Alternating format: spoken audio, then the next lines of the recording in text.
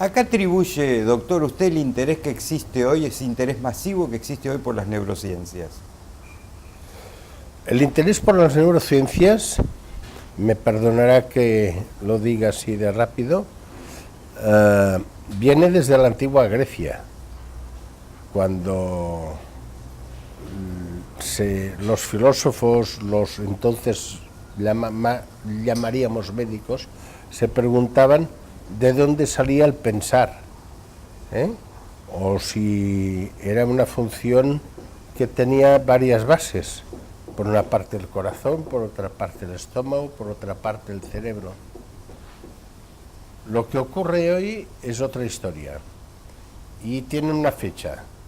Y esta fecha es enero 1990, cuando el Congreso de Estados Unidos aprueba el proyecto de la década del cerebro, junto a un sistema de mecenazgo muy favorable a las ventajas fiscales de quien aportaba dinero, muy favorable, el mejor del mundo. Aportar $100 significaba deducir 300, los 100 que se habían aportado más el doble a la hora de pagar los impuestos. Eso llenó las arcas del Centro Nacional de Investigación de mucho dinero, con un objetivo: los trastornos que tienen que ver con el cerebro, con el sistema nervioso, especialmente aquellos que tienen una importante trascendencia económica, los que fastidian a la población a mitad de su vida laboral y profesional. O sea, que no solamente generan un gran costo per se, sino que además interrumpen la vida profesional o laboral de aquella persona. Dos ejemplos: la enfermedad de Parkinson o la depresión, para poner dos ejemplos fáciles. Y luego también para aquellas enfermedades cuya atención luego acaba siendo muy costosa y infinita hasta que el paciente se muere. Ejemplo, la enfermedad de Alzheimer en los ancianos, que no pueden estar en su casa, que han de tenerlos institucionalizados, ha de haber un personal específico, eso cuesta mucho dinero. Usted ya lo traducirá en pesos. En euros es alrededor de 30.000 euros al año paciente. Mucho dinero. Si en España tenemos, la apreciación es que tenemos 800.000 personas, 800.000 con un problema de demencia, fundamentalmente Alzheimer, pero también otros, multiplique 800.000 por 30.000 euros. Claro, casi 2,5 millones de euros. Es terrible. Acabaría siendo la primera partida del presupuesto general del Estado. Sí. ¿Por qué nos interesa?, preguntaba usted, ¿cómo ahora estamos tan interesados en las neurociencias? Porque hay que encontrar soluciones a esa epidemia, como dice un brillante neurólogo argentino, a esta epidemia que se nos viene encima, que es el Alzheimer, y, repito, a las enfermedades que rompen la vida profesional y laboral de la población a mediana edad, Parkinson y depresión. Luego eso se ha ampliado a otros problemas, pero esos son los problemas grandes. Por eso hoy día hay una extendida opinión de curiosidad acerca de lo que ocurre, porque hay mucha más investigación, y hay más investigación porque hay más dinero, y hay más dinero por el empuje que le dio el Congreso de Estados Unidos a partir del 1 de enero del 1990. ¿Y de qué manera influye las neurociencias en la práctica médica? Esa es una pregunta fundamental, porque desgraciadamente aún tenemos pocos tratamientos, que sería la manera de influir. en serio, usted tiene un problema de este tipo, va al médico y el médico le receta un medicamento y el problema se resuelve, ¿eh? Es lo que ocurre con una infección, le recetan un antibiótico y se resuelve el problema, y ya está. Pues eso aún no lo tenemos para ninguna de las enfermedades degenerativas del cerebro, ni tampoco para las de sintomatología psiquiátrica, como la depresión. Eso aún no lo tenemos. Pero se está avanzando mucho. Y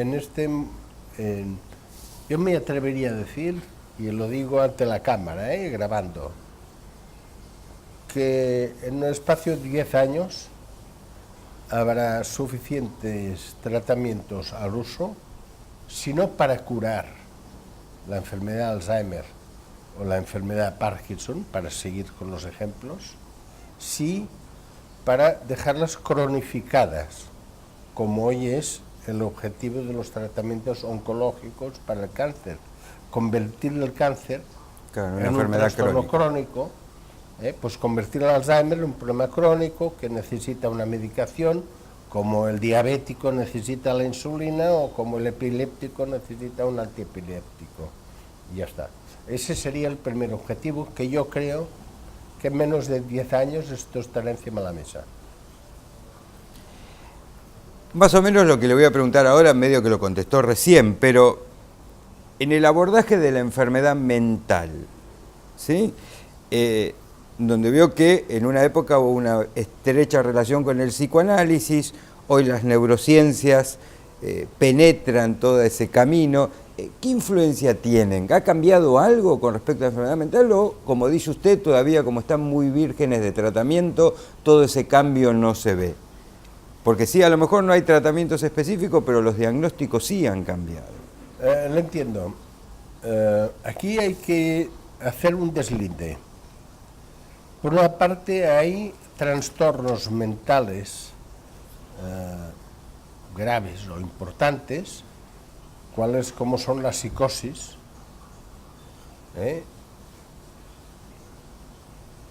y luego hay otros trastornos que tradicionalmente se colocan dentro del cajón de las neurosis. En medio de las neurosis sobresale los problemas de la depresión. ¿Qué rol entonces con el psicoanálisis? Muy fácil. A través de la investigación en neurociencias, lo que hemos aprendido, Donald Hebb fue el que lo descubrió y por eso le dieron el Nobel a finales de los años 50, es la importancia de la neuroplasticidad. Si nuestro cerebro es plástico, quiere decir que los que ahora nos están escuchando, cuando terminemos este diálogo, su cerebro será distinto, físicamente.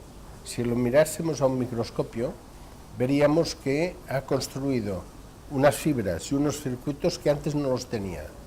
Y mañana unos cuantos millones más. Y pasado mañana unos cuantos más. Eso, la neuroplasticidad, es muy fecunda en los primeros años de la vida. De ahí, como dicen los psicólogos y los psicoanalistas, la importancia de la infancia para el futuro de la persona, porque es cuando se graba en el cerebro físicamente, estamos hablando de fibras y de conexiones, la sinapsis, lo digo para evitar tecnicismos ahora, se graba en el cerebro, pero eso se estaciona a partir de los 20 años y entonces inicia una meseta que se mantiene, o sea, hay neuroplasticidad, no con el vigor del bebé, del niño de 1 año, de 2 años, de 3 años, de 6 años, pero se mantiene la neuroplasticidad hasta alrededor de los 100 años. Quiere decir que a través de un trabajo psicoterapéutico, de que el paciente pueda reelaborar problemas, conflictos de su vida, puede recomponer los circuitos en su cerebro. Ese es un aspecto. Luego hay otro aspecto que quiero dejar muy claro, que a medida que estamos conociendo mejor el substrato molecular del funcionamiento cerebral, sabemos que, para seguir con el ejemplo, que en la depresión hay trastornos moleculares que todo el mundo sabe hoy tienen que ver con la serotonina, pero seguro que también tienen que ver con muchos otros neurotransmisores. Quiere decir que los fármacos podrán resolver muchos de estos problemas. Evidentemente, la psicosis, a mi entender, la psicosis, la esquizofrenia, no es susceptible de mejorar con el psicoanálisis. En el caso de la depresión puede coadyuvar una psicoterapia y una medicación. Pero el gran futuro del psicoanálisis, o mejor dicho, para generalizar, de la psicoterapia dinámica, será el tratamiento del malestar. Piense que, no sé, en Argentina, en España, donde yo vivo, alrededor de algo más del 50% de las consultas al médico de atención primaria, al médico de familia, al médico de cabecera, el primer eslabón del sistema sanitario, algo más del 50% de las consultas son por problemas de malestar. De malestar porque uno no está bien con la familia, no está bien con sí mismo, no está bien porque se hace mayor, o no está bien porque se ha peleado con los amigos, o no está bien porque hay una crisis matrimonial. Sí, no es por una infección, ni por un traumatismo, ni por un deterioro cerebral. Es un problema de malestar. Y ahí la psicoterapia dinámica tiene su gran espacio, su gran rol. Si las personas, se reconozcan o no pacientes, las personas precisan poder comentar estos asuntos en un clima de absoluta confidencialidad, de secreto y de confianza con un profesional, no con un aficionado que puede hacer más daño, sino con un profesional formado. Ese es el psicólogo, el psiquiatra que hace psicoterapia dinámica o psicoanálisis. ¿Qué cree usted que piensan los médicos acerca del monismo y del dualismo en medicina? Miren, si me permiten, le pondré un ejemplo más sencillo. Un cirujano. Usted tiene un apendicitis. Ahora ha pasado de moda y sabe que ahora no hay apendicitis. No hay más, se acabaron ya. No. Ahora no hay apendicitis, pero bueno, aún hay. Un nieto mío lo operaron el año pasado de una apendicitis. Usted tiene una apendicitis. ¿Le importa mucho que el cirujano que lo opere sea dualista o monista? No. O que sea católico, protestante, islámico o budista. Lo que le importa es que sea un buen cirujano. ¿Me explico? Sí. Pues eso puede generalizarse a todos los médicos. El que yo personalmente pienso, junto con la mayoría de los que nos dedicamos, me atrevería a decir a la medicina, pero especialmente a la neurología, el que yo piense que hay una base física que se llama cerebro, sistema nervioso, y que la vida mental, el pensamiento, es como un jugo que secreta este órgano fundamental. Esa sería una forma de decir, así, usted es monista, evidentemente, sino no hay dualismo, sino no se ha demostrado que haya dualismo, y en cambio tenemos todas las bases a nuestro favor para pensar que hay una sola cosa, Y si lo miramos al revés, aún quizá queda más claro. ¿Qué es la muerte? La muerte es la disfunción eléctrica del cerebro. No es el funcionamiento del corazón, ni de la respiración.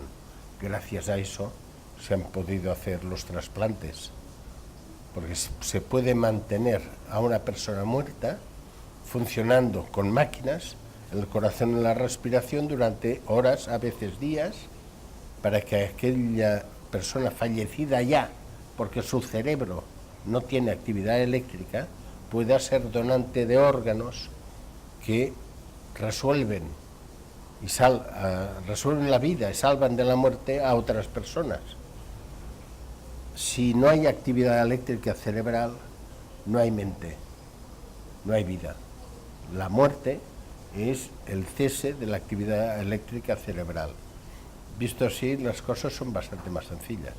Sí, seguro, pero justamente en base a eso que usted plantea, que es cierto, hoy la disfunción eléctrica cerebral claramente plantea la muerte, pero fíjese que, siempre hablando desde el ambiente médico, todavía ese concepto no entra en 100%, porque hay muchos que siguen pensando que la muerte sigue siendo cardíaca. Es más, y si uno se pone un poco más estricto, hablamos de dos muertes, porque uno dice muerte encefálica, y la muerte, es lo que acaba de decir usted, disfunción eléctrica del cerebro, está muerto. Por eso yo le preguntaba sobre esos conceptos. ¿Cuál es el camino que uno debe...? Lo entiendo. De todas formas, lo entiendo, pero disiento. De todas formas, hoy día yo pienso que en la comunidad científica médica y especialmente neurológica, no hay ninguna duda de que la muerte es la inactividad eléctrica cerebral. Antiguamente, ¿qué era la muerte? Dejar de respirar. Y entonces había todos aquellos sistemas de poner un cristal delante de la boca del paciente, si se empañaba el cristalito, se hacía a veces con un espejo. Un espejo. Porque así se ve mejor si está empañado, porque pierde la capacidad de reflexión de la imagen. Luego se vio que eso no era suficiente y con el fonendo o un electrocardiograma mirábamos de que no hubiese latido cardíaco. Hoy sabemos que es por parada eléctrica del cerebro, y eso se averigua fundamentalmente por dos formas: por un sistema de valoración de los síntomas, lo que llamamos valoración clínica, que hay una serie de reflejos que, si no existen, significa que el cerebro ha dejado de funcionar, o mediante una maquinita que es un electroencefalógrafo, y si no hay actividad eléctrica, pues sale eso que todo el mundo ya conoce de las películas, un electroencefalograma plano, sin ondas. Eso es la muerte, y los comités científicos internacionales ad hoc, sea de las sociedades científicas de cada país o de la Academia Americana o de la Federación Mundial de Neurología, es lo que aceptan, y el protocolo está estandarizado, y en todos los países, a menos del ámbito de la cultura occidental, son los que se utilizan en los hospitales. Que eso ha venido reforzado por la necesidad, como he mencionado antes, por la necesidad de órganos para trasplantar, es posible, sí. Bueno, ha sido un efecto beneficioso para hacer un diagnóstico más acertado, porque de esta forma nos permite mantener aquel cuerpo. He dicho horas antes, a veces 2 o 3 días, hasta encontrar a quien le puede aprovechar el corazón, el hígado, el riñón o lo que sea. Es una forma de contribuir a no morir, casi me atrevería a decir, porque le das vida a otra persona tú has fallecido, pongamos el caso más clásico, por un accidente, por un traumatismo. Sí. Eres una persona joven, chico joven, una chica joven, accidente de motocicleta, de bicicleta, de automóvil, tienes un cuerpo espléndido y has muerto. Pues en vez de que aquello se pudra y no sirva para nada, pues sirve para dar vida a otra persona, joven o ya no tan joven. Es una forma de sobrevivir a la muerte. ¿Existe un cerebro masculino y un cerebro femenino? Por supuesto. ¿Qué diferencia tiene? En esto se ha peleado mucho, se ha discutido mucho. Y ya le digo de entrada que no solamente hay diferencias, que ahora me voy a referir a ellas, sino que eso nos lleva a otro tema, que es la homosexualidad o la heterosexualidad. Pero vayamos a la pregunta. Somos animales distintos, los varones y las hembras. La gran diferencia que tenemos los que estamos aquí es entre los 4 varones que estamos aquí y aquella señorita que está grabando. Mucha más diferencia que entre usted y un chino, o entre yo y un habitante de Botswana. Entre un varón de aquí y un varón de Botswana no hay ninguna diferencia. Entre usted o yo y aquella señorita hay miles de diferencias. Tenemos sistemas reproductivos distintos. Esos sistemas reproductivos no son solamente órganos anatómicos directamente implicados en la reproducción, o en lo que se llama los caracteres sexuales externos, el fenotipo, la apariencia. En el libro El cerebro del rey dedico un capítulo a hablar precisamente de eso. Sino que el funcionalismo de esta distinta conformación reproductiva viene regida por unas hormonas, que son distintas. Y las hormonas vienen regidas por el cerebro, en que hay estructuras distintas. Este es un aspecto, quizá el conocido de más antiguo. Y luego hay otro aspecto, quizá de conocimiento más moderno, que es la estructura de las fibras cerebrales. Hay 2 grandes diferencias. Y le pondré algún ejemplo que los que nos están escuchando lo entenderán muy bien, sobre todo si son mujeres. Una diferencia es que el cuerpo calloso, o sea, las fibras que unen el cerebro derecho y el cerebro izquierda, las mujeres tienen unos cuantos millones más de fibras que los varones. Por eso, las mujeres pueden estar pensando y haciendo 3 o 4 cosas a la vez. Y los hombres tenemos que hacer una. Nos cuesta estar cocinando, vigilar a un niño y encima mirar la tele o planchando la ropa. Eso para un varón es complicado. Para una mujer es habitual. Que ese es un problema, por otra parte, para la mujer. Porque cuando envejece y tiene dificultades de memoria, cunde la alarma. Y porque se vuelve como un varón, que puede hacer una cosa. Claro, Decir, yo no puedo hacer 3 cosas a la vez. Bueno, pues es lo normal. Ahora usted se ha vuelto más normal. Una diferencia. Segunda diferencia física en las fibras cerebrales. Si decía que la mujer tiene más fibras que conectan la parte derecha y la parte izquierda del cerebro, en el caso de los varones tenemos más fibras que conectan la parte anterior y la parte posterior del cerebro. O sea, para hacerlo en un esquema de fácil entender, y me parece que en el PowerPoint del cerebro del rey hay una imagen neurofuncional de los 2 cerebros. Los varones somos más capaces de relacionar la memoria de trabajo, la parte frontal, con lo almacenado detrás. Interpretar un mapa. Las mujeres tienen más capacidad para interrelacionar los dos hemisferios. Y le contaré una anécdota que es un experimento que yo he hecho y que he hecho hacer a algunos de mis alumnos a lo largo de los años de la universidad. Una reunión familiar, el cumpleaños de la abuela. Antes se hacía en las casas, ahora se alquila un salón en un restaurante, en un hotel. De entrada, los primeros que llegan son los abuelos. Claro. Que son los que han tardado más tiempo en vestirse.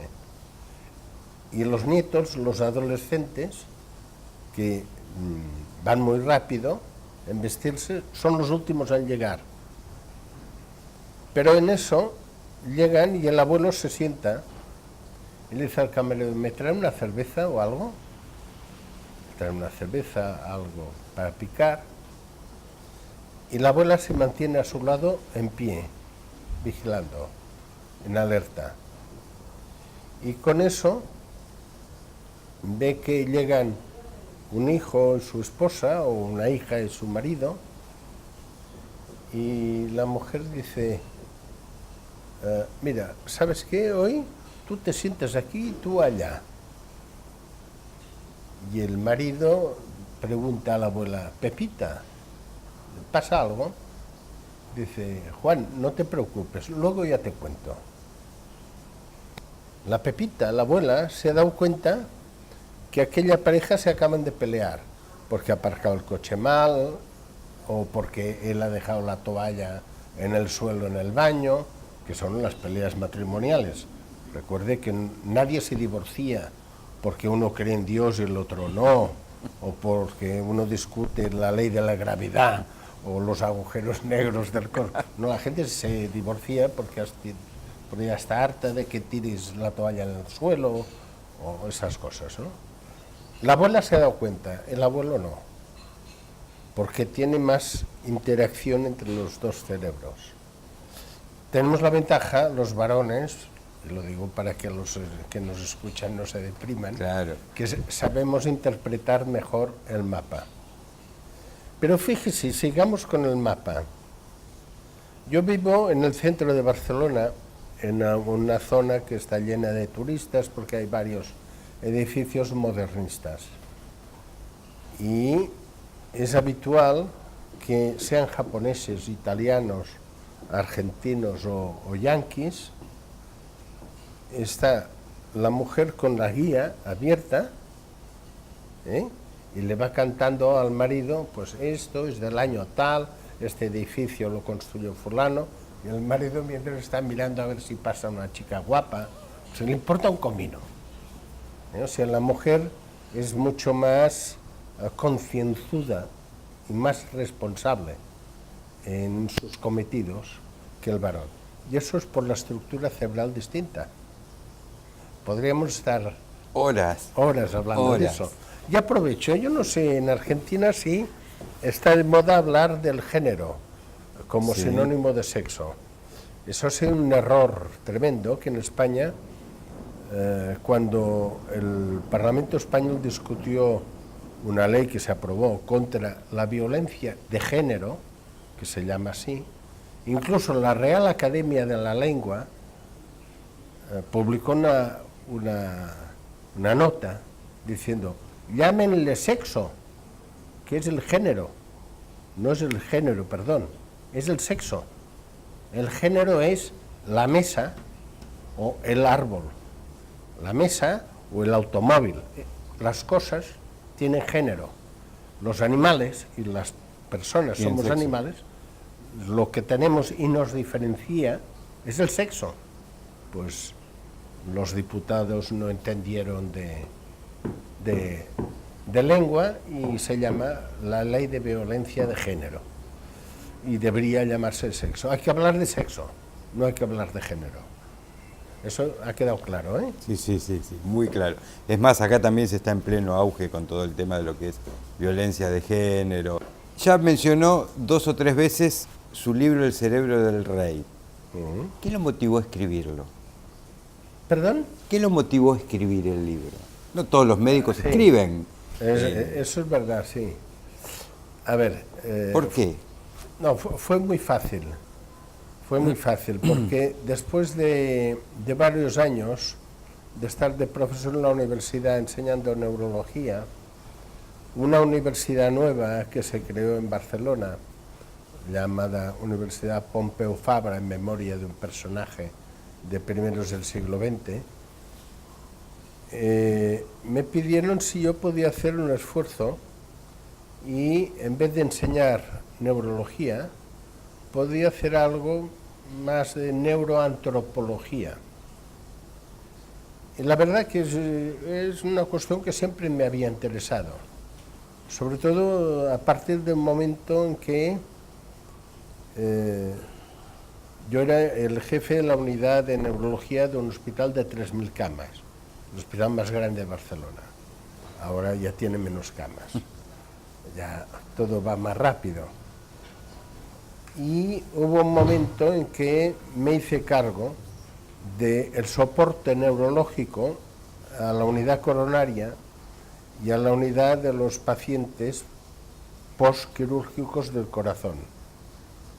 O sea, veía muchas personas en coma anóxico, o sea, en coma por falta de oxígeno en el cerebro, por una parada cardíaca o porque en aquel momento, ahora se hace distinto, en aquel momento, hablo de hace 20 años, en las intervenciones cardíacas se les devolvía la sangre pinchando la carótida y la sangre entraba a 10 grados o a 8 grados, con lo cual el cerebro quedaba helado. Y aquí surgió mi interés por qué pasa en el cerebro cuando no está funcionando bien, y de aquí a la neuroantropología hay un paso muy pequeño, porque pasas de ver eso a cómo condiciona el cerebro la conducta humana. Bueno, la cuestión es que durante 10 años estuve dando una asignatura de neuroantropología, y eso es el fruto. Me fue fácil porque fue escribir sobre el material docente que había acumulado a lo largo de 10 años, con una experiencia de hacer de médico. Yo hace 52 años que hago de médico, o sea que las he visto de todos los colores, de médico en el hospital, de médico en urgencias y de médico en la consulta privada. Lo he visto todo, y aún me maravillo de lo que consigo ver. El mérito fundamental del cerebro del rey, de este libro, que el subtítulo es importante, Vida, sexo, conducta, envejecimiento y muerte de los humanos. Este era el título que yo le puse, y el editor RBA dejó un buen subtítulo. El título vamos a poner nosotros. Y yo empezaba en las primeras páginas hablando, buscando una cita del Génesis, de cuando Dios, de acuerdo con la leyenda del Génesis, hace a los humanos, en los textos antiguos se dice el hombre, hay que decir los humanos, que incluye al hombre y a la mujer, hace a los humanos a su imagen y semejanza para que sean el rey de la creación. Por eso se llama El cerebro del rey. Y el interés es que este libro lo pudiesen entender no solamente médicos y biólogos, a los que les puede ser de muy interés, o farmacéuticos, no, sino incluso a personas sin formación biológica ni médica previa, un ingeniero, un economista, personas que estén habituadas a leer, o sin ningún título. Y eso implicó 2 trabajos, fue un año de trabajo, bastante divertido por otra parte. Si mi secretaria no entendía un capítulo, lo volví a escribir. Algo pasaba. Y por otra parte, de completar cosas. Por ejemplo, en cada capítulo está la referencia de las citas que han habido a lo largo del capítulo, por si el lector quiere ir a los orígenes. Y además hay una bibliografía aconsejada para aquellos que quieren ampliar. Yo es que de eso quisiera saber más. Pues mire, hay estos otros libros. Es un libro que puede leer cualquier persona medio culta, que además hay bibliografía para ampliar y que tiene otro mérito, que lo cuento en la presentación. Y no es para ponerme medallas, pero ha salido bien. Que es que si hay una parte, claro, algunas referencias técnicas hay, cuando se habla de la estructura molecular del DNA y esas cosas, hay una parte que es compleja para el lector, se la puede saltar, que el libro está construido para que al seguir el capítulo siguiente, aquello no sea óbice, no sea obstáculo para entender lo siguiente. Sí, ha sido una filigrana este libro, por eso tiene tanto éxito.